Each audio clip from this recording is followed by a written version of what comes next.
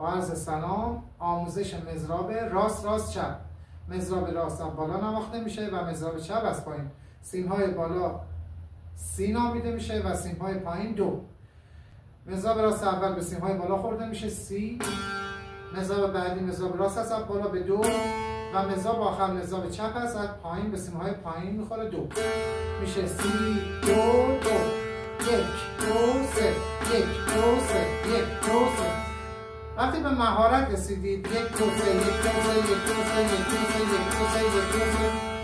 حالا با پرده‌های ساز چوبور میتونیم این مضراب رو استفاده کنیم.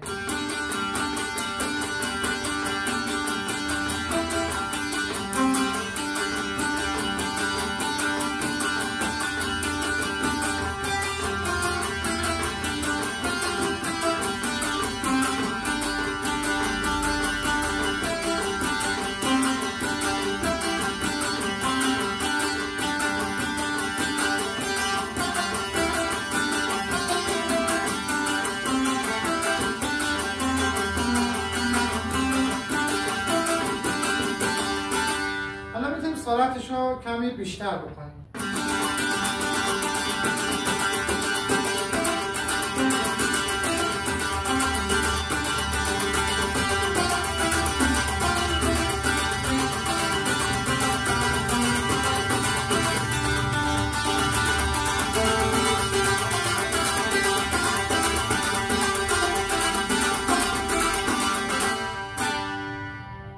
امیدوارم که مورد استفادهتون قرار بگیره.